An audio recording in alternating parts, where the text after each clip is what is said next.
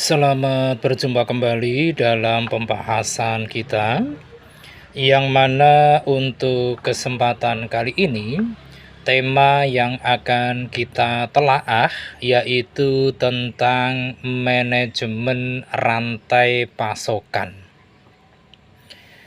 Kita tahu bahwa rantai pasokan ini merupakan sesuatu yang amat vital bagi suatu entitas usaha, dan manajemen rantai pasokan itu sendiri merupakan suatu penanganan seluruh aliran dalam produksi, baik itu berupa barang ataupun jasa, mulai dari komponen mentah sampai pada pengiriman produk akhir yang siap pakai ke konsumen. Kalau kita berbicara tentang manajemen rantai pasokan ini, maka kita sepatutnya mengenal beberapa elemen yang melekat padanya. Adapun untuk elemen dari manajemen rantai pasokan yang pertama, yaitu elemen yang berkaitan dengan integrasi. Integrasi ini merupakan sesuatu di mana adanya informasi yang akurat dan juga andal tentang aktivitas dan detail dari rantai pasokan. Dengan adanya integrasi ini, maka akan memungkinkan bagi kita untuk merencanakan dan juga mengurangi permasalahan yang menyebabkan gangguan pasokan. Ini adalah elemen yang pertama, yaitu integrasi. Kemudian elemen yang kedua di dalam manajemen rantai pasokan, yaitu elemen yang berhubungan dengan operasi. Operasi ini merupakan tulang punggung dari pekerjaan yang dilakukan oleh produsen. Banyak perusahaan yang melakukan evaluasi operasional secara konstan dalam rangka mengidentifikasikan tentang hal-hal apa yang bisa dilakukan dengan lebih efisien. Kemudian elemen yang ketiga dari manajemen rantai pasokan, yaitu elemen tentang pembelian atau istilahnya yaitu purchasing. Pembelian ataupun purchasing ini di dalam rantai pasokan memastikan bahwa perusahaan memiliki semua yang dibutuhkan untuk berjalannya kegiatan operasional, yang mana ini termasuk tentang bahan, tentang perlengkapan, alat, dan juga tenaga kerja. Sebelum proses dilakukan, kita ataupun perusahaan harus memastikan bahwa kita memiliki semuanya sebelum kita ataupun perusahaan kita benar-benar membutuhkannya. Tanpa pembelian yang tepat, maka perusahaan ataupun kita bisa kehabisan bahan baku yang bisa menunda produksi. Atau sebaliknya, yaitu mengalami kelebihan bahan baku. Yang ini tentu juga bisa membebani anggaran perusahaan. Itu adalah elemen ketiga. Kemudian yang keempat adalah elemen yang berhubungan dengan distribusi. Untuk membuat suatu produk dan bisa dan siap dijual, maka itu dibutuhkan proses pengiriman yang terencana dengan baik. Banyak pula perusahaan saat ini yang menggunakan perangkat lunak logistik untuk mengelola pengiriman atas produk-produknya. Baik itu tatkala menangani proses pengiriman itu sendiri, maupun mengirimkannya melalui pihak ketiga. Inilah beberapa elemen yang memang melekat di dalam manajemen rantai pasokan. Dan untuk tujuan dari manajemen rantai pasokan ini pun ada beberapa yang patut untuk kita perhatikan secara cermat. Tujuan yang pertama dari diterapkannya manajemen rantai pasokan ini yaitu untuk mencapai biaya yang minimum dan tingkat pelayanan yang maksimum.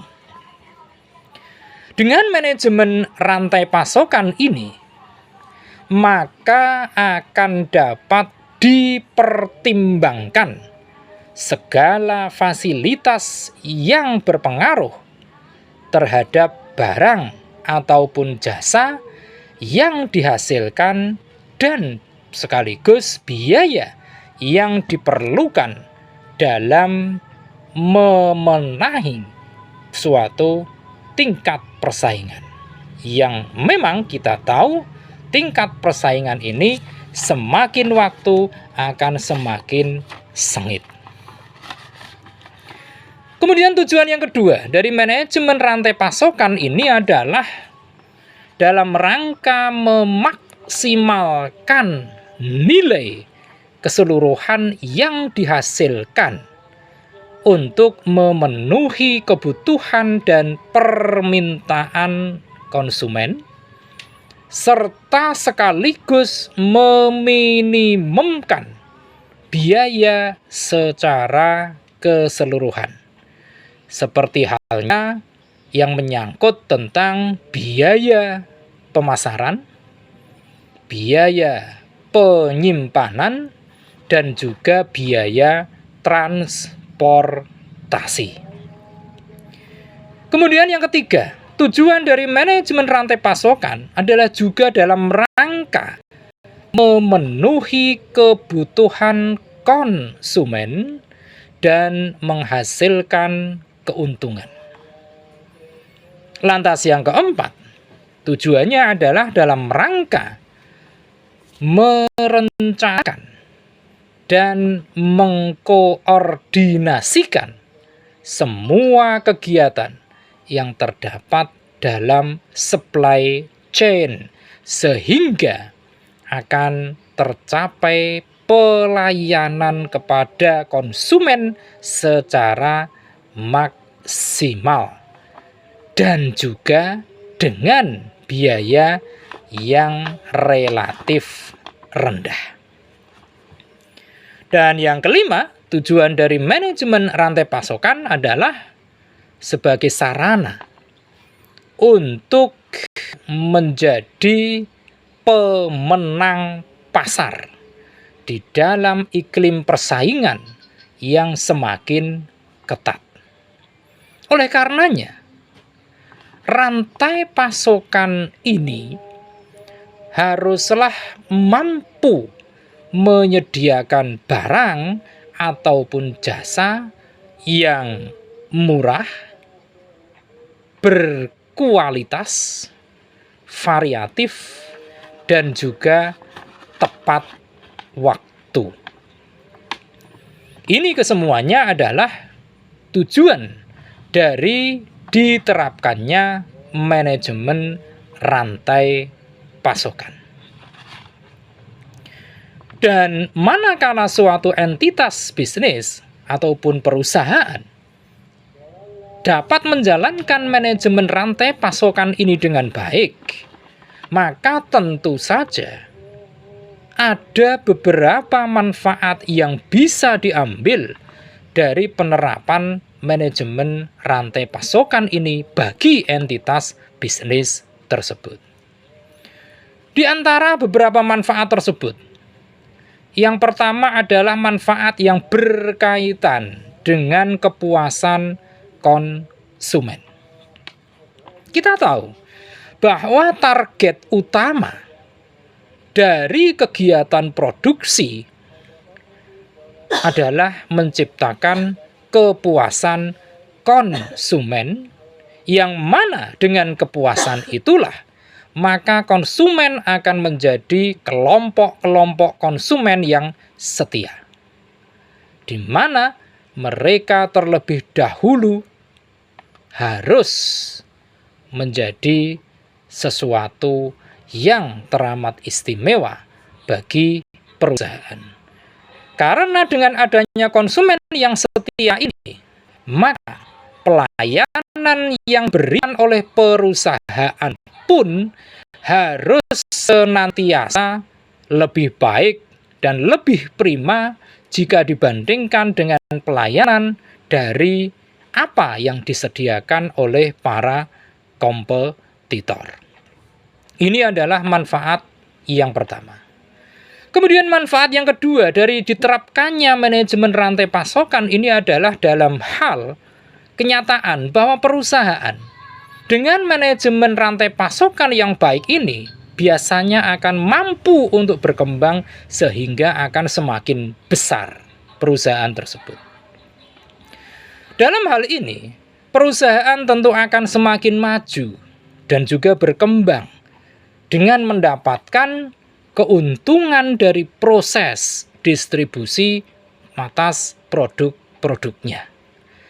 Dengan demikian, maka perusahaan pun akan tumbuh semakin kuat di dalam arena persaingan bisnis. Kemudian manfaat yang ketiga dari manajemen rantai pasokan adalah dalam rangka meningkatkan pendapatan. Kita tahu bahwa dengan semakin banyaknya konsumen yang setia dan juga menjadi mitra perusahaan yang baik, maka ini akan meningkatkan pendapatan perusahaan. Yang mana tentunya produk-produk yang dihasilkan oleh perusahaan tidak akan mengalami penolakan dari para konsumen. Kemudian yang keempat, manfaat dari penerapan manajemen rantai pasokan yang baik adalah peningkatan laba. Kalau di poin nomor 3 tadi adalah peningkatan pendapatan, tentu dengan peningkatan pendapatan ini akan menimbulkan manfaat keempat, peningkatan laba. Semakin meningkatnya jumlah konsumen yang setia dan menjadi pengguna produk yang baik dari produk-produk perusahaan kita, pada gilirannya ini akan meningkatkan keuntungan bagi perusahaan. Jadi, peningkatan pendapatan erat kaitannya dengan peningkatan laba dalam hal pengejawantahan manajemen rantai pasokan. Dan yang kelima, Manfaat dari pelaksanaan manajemen rantai pasokan adalah dalam rangka menurunkan biaya. Dengan adanya integrasi atas barang ataupun jasa dari perusahaan kepada konsumen ini, maka ini mengandung makna bahwa perusahaan akan mampu mengurangi berbagai biaya pada jalur-jalur distribusinya. Nah, kalau kita kembali menelaah secara lebih dalam tentang manajemen rantai pasokan ini, tentu kita harus tahu tentang proses dari manajemen rantai pasokan ini. Dan proses tersebut, yang pertama adalah proses Customer Relationship Management atau CRM, di mana Customer Relationship Management ini adalah upaya-upaya untuk mengidentifikasikan konsumen yang kritis dengan misi dagang dari perusahaan kita.